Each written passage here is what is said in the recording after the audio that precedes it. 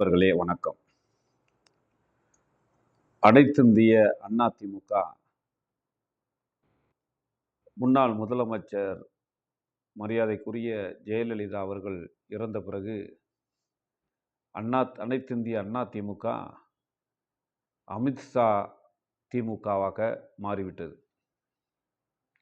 என்னன்னு கேட்டிங்கன்னா, இன்னைக்கு அண்ணா திமுகவை ஆர்எஸ்எஸ், பிஜேபி போன்ற இந்து மதவாத அமைப்புகள் இன்றைக்கு கபலீகரம் செய்து கொண்டிருக்கிறது என்பது உலகறிந்த உண்மை.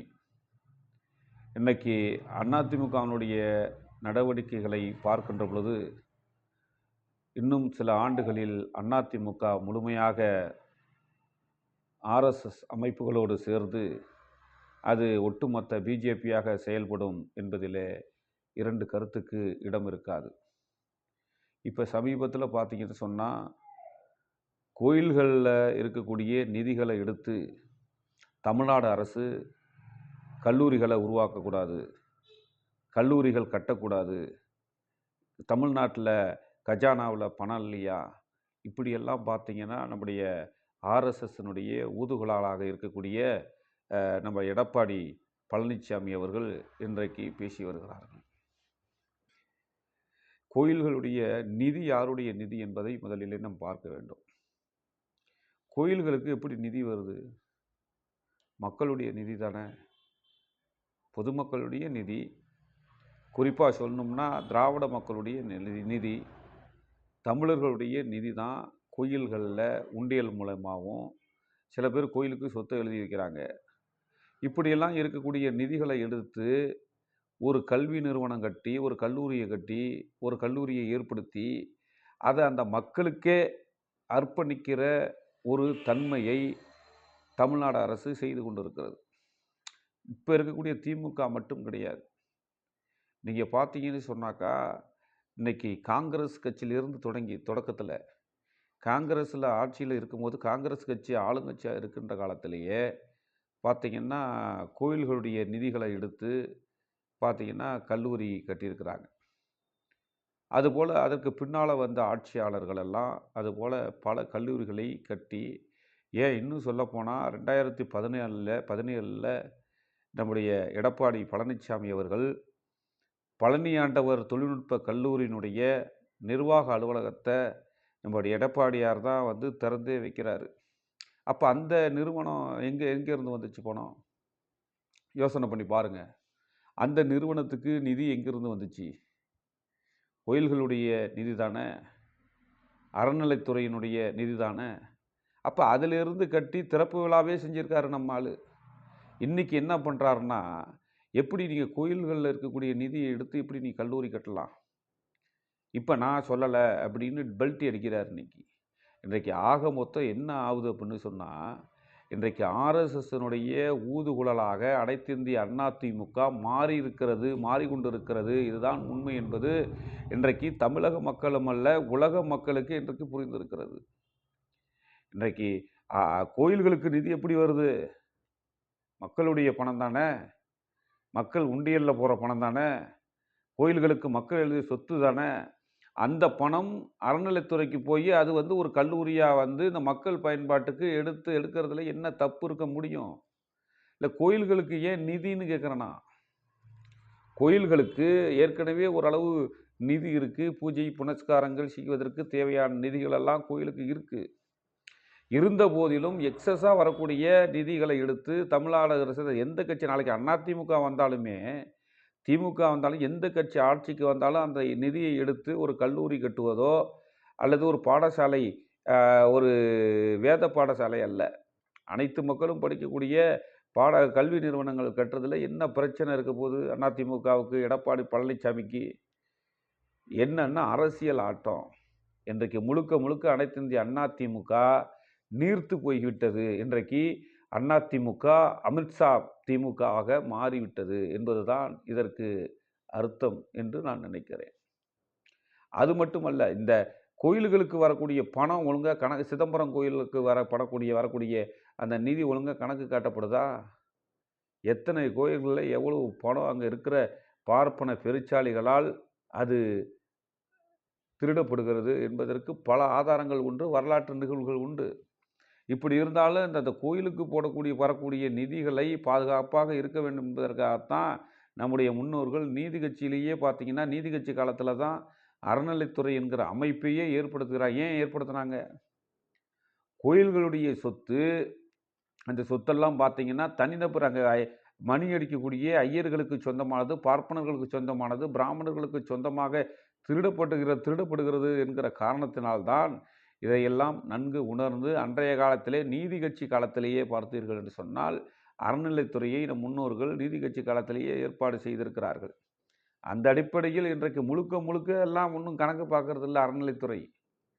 இன்னைக்கு அறநிலைத்துறை ஒதுக்குற நிதியிலேயே இன்னைக்கு கூடி கொண்டாடி கும்மி அடிக்கிறது யாரு? பார்ப்பனர்கள் தான் இன்னைக்கு எடுத்து செலவு பண்ணிக்கிட்டு போயிட்டு வந்துக்கிட்டு காணிக்கையெல்லாம் யார் சாப்பிட்டுட்டு இருக்கா? பார்ப்பனர்கள் தானே சாப்பிட்டுட்டு இருக்காங்க. அது ஒரு பக்கம் இருக்குது.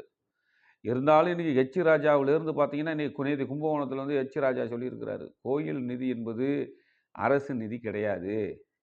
பார்த்தீங்கன்னா அது மக்கள் நிதி. மக்கள் நிதி எங்கே கொடுக்குறான்? கோயிலுக்கு தானே கொடுக்குறான். அந்த கோயில் நிதியிலேருந்து எடுத்து கல்லூரி கட்டுறது உங்களுக்கு வலிக்குதா?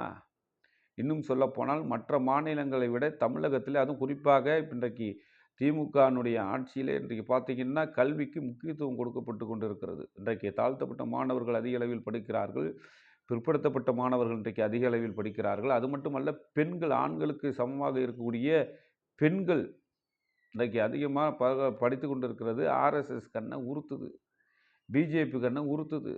இப்போ நீங்கள் ஒரு உதாரணம் சொல்கிறேனே, இப்போ பிஜேபி ஆர்எஸ்எஸ் போன்ற சங் பரிவாரம் கூட்டம்லாம் மதுரையில் முருகனுக்காக மாநாடு நடத்தினாங்கல்ல, அந்த மாநாட்டில் ஒரு சிறப்பு தீர்மானம் என்ன போட்டிருக்காங்கன்னு சொன்னால், கோயில்களுடைய நிதியை மற்ற விஷயங்களுக்கு பயன்படுத்தக்கூடாது, கல்லூரி கட்ட பயன்படுத்தக்கூடாது அப்படின்னு ஒரு தீர்மானம் போட்டிருக்கிறாங்க. அந்த தீர்மானத்தை நம்முடைய எடப்பாடி பழனிசாமி அவர்கள் இன்றைக்கு மனப்பாடம் செய்து ஒப்புவித்து கொண்டிருக்கிறார்கள்.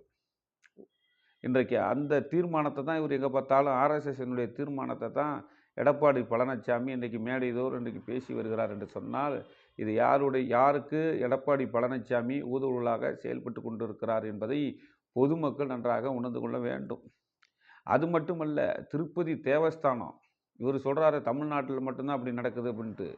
திருப்பதி தேவஸ்தானத்தில் இருக்கக்கூடிய 10-15 கல்லூரிகளுக்கு மேலே கல்வி நிறுவனம் வச்சு அவங்க நடத்திட்டு இருக்காங்க. எங்கேருந்து நடத்துகிறாங்க? தேவஸ்தானத்துக்கு வரக்கூடிய நிதியிலிருந்து எடுத்து தான் அவங்க கல்லூரி நடத்துகிறாங்க, கல்வி நிறுவனம் நடத்திக்கிட்டு இருக்காங்க. அது தெரியாதா அவருக்கு, எடப்பாடி பழனிசாமிக்கு? இப்படியெல்லாம் இருக்கின்ற பொழுது அருமை நண்பர்களே, இன்னும் சொல்லப்போனால் அந்த மதுரை மாநாட்டினுடைய முருகபெருமானை இன்றைக்கு வந்து அவர்கள் மாநாடு நடத்தி அதாவது மக்களுடைய கோரிக்கைக்காக மாநாடு நடத்தியிருக்கிறத நம்ம பார்த்துருக்கோம். முதல்ல முருகனுக்கு மாநாடு இவங்க நடத்தியிருக்காங்கன்னா, முருகன் சாமிக்கு மாநாடு போட்டு விளம்பரம் தேட வேண்டியதாக இருக்குது. அது முருகனுக்கான மாநாடா அல்லது பிஜேபி தேர்தலுக்கான ஒரு மாநாடா அப்படிங்கிறது அடுத்த விஷயம். அந்த மாநாட்டில் பெரியாரை, அண்ணாவை அவமானப்படுத்தினாங்க. அந்த கூட்டணியில் தான் போய் மேடையிலேயே போய் நம்மால் நம்முடைய அனைத்திந்திய அதிமுகவினுடைய கட்சி பிரமுகர்கள் எடப்பாடி பழனிசாமி எல்லாம் போய் கலந்து கொண்டு இதை வேடிக்கை பார்த்துட்டு வந்திருக்கிறாங்க. இன்றைக்கு கொஞ்சம் கூட வெக்கம் இல்லையா? அண்ணாவை பற்றி அந்த மாநாட்டில் விமர்சனம் செய்கிறாங்க, பெரியாரை பற்றி விமர்சனம் செய்கிறாங்க. உங்கள் கட்சியில் பெரியார் ஒரு தலைவர், அண்ணா ஒரு தலைவர், இவங்கள தலைவர்களெல்லாம் வச்சுக்கிட்டு இன்றைக்கி அவங்கள அவமதிக்கிற ஒரு கூட்டத்தோடு சேர்த்துக்கிட்டு இன்றைக்கி கும்மி அடிக்கிறீங்கன்னு சொன்னால், இந்த அதிமுக என்பது இன்றைக்கி எப்படி நீர்த்து போய் கொண்டு இருக்கிறது என்பதை நீங்கள் எண்ணி பார்க்கணும். ஆர்எஸ்எஸ்க்கு தானங்க வேலை, ஒரு அமைப்புக்கு போகிறது, இந்த அமைப்பை கொஞ்சம் கொஞ்சமாக பிடிக்கிறது.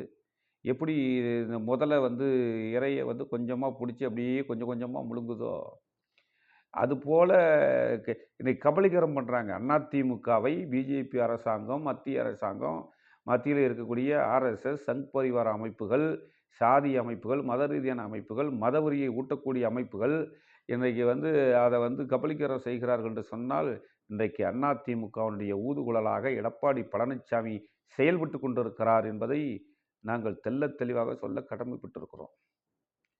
எல்லாம் மக்கள் மனசில் வச்சுக்குவாங்க. மக்களை மனசு வரக்கூடிய தேர்தலில் அள்ளி வச்சு குத்துவாங்க. எடப்பாடி பழனிசாமி ஒருபோதும் முதலமைச்சர் ஆகக்கூடாதுங்கிறதுக்காக அள்ளி வச்சு குத்துறதுக்கு இருக்கிறாங்க. நல்லா நீங்கள் சிந்திச்சு பாருங்கள், யோசனை பண்ணி பாருங்கள். இன்றைக்கு முழுக்க முழுக்க அதிமுக பிஜேபியினுடைய ஆர்எஸ்எஸ்னுடைய ஊதுகுழலாக மாறியிருக்கிறது என்பதை பொதுமக்கள் எண்ணி பார்க்க வேண்டும். கோயில்களுடைய நிதிக்கு கோயில்களுக்குன்னா பெரிய அளவுக்கு நிதி தேவையே இல்லை. கோயில்களுக்கு வரக்கூடிய அந்த செலவினங்களுக்கான நிதியை வைத்துவிட்டு மற்ற நிதிகளை எல்லாம் அரசு என்ன செய்யணும்னா கல்லூரி கட்டுறதுக்கு இதுக்கு பயன்படுத்த வேண்டும். ஆக்கப்பூர்வமான பணிகளுக்கு பயன்படுத்த வேண்டும். நான் இன்னும் சொல்கிறேனே, கோயில்கள்லேயே காட்டணுங்கிறேன். நான் இன்னும் ஒருபடி போய் கோயில்கள்லேயே பார்த்தீங்கன்னா பெரிய கோயில்கள் வச்சுட்டு என்ன பண்ணுறாங்க, திருவிழா காலங்களில் மட்டும் விசேஷத்துக்கு விட்டுட்டு மற்ற நாள்கள்லாம் பார்த்தீங்கன்னா கோயில்களில் இந்த தையல் பயிற்சி பெண்களுக்கு இது மாதிரியான பயிற்சி, கம்ப்யூட்டர் பயிற்சி, இது மாதிரி பயிற்சிகளுக்கு வகுப்பறை போல் பாடம் நடக்கணுங்க. அனைத்து சமுதாய மக்களும், அங்கே தாழ்த்தப்பட்ட பிற்படுத்தப்பட்ட இஸ்லாமிய மக்கள், கிறித்துவ மக்கள், பொதுமக்கள், எந்த மத சார்ந்த மக்களாக இருந்தாலும் கோயிலுக்குள்ளே போய் அங்கே போய் அது மக்களுக்காக பயன்படக்கூடிய ஒரு இடமாக மாற வேண்டும் என்பது தான் ஒட்டுமொத்த திராவிட மக்களுடைய கருத்து, எங்களை போன்றவருடைய கருத்து. ஆகவே எடப்பாடி பழனிசாமி இன்றைக்கு ஆர்எஸ்எஸ்ஸின் ஊதுகுழலாக செயல்படுகிறார். மக்கள் புரிந்து கொண்டிருக்கிறார்கள். வரக்கூடிய தேர்தலில் எடப்பாடி பழனிசாமிக்கு அனைத்திந்திய அதிமுகவிற்கு சரியான ஒரு பாடத்தை தமிழக மக்கள் கொடுப்பார்கள் என்ற நம்பிக்கையோடு முடிக்கிறேன். நன்றி, வணக்கம்.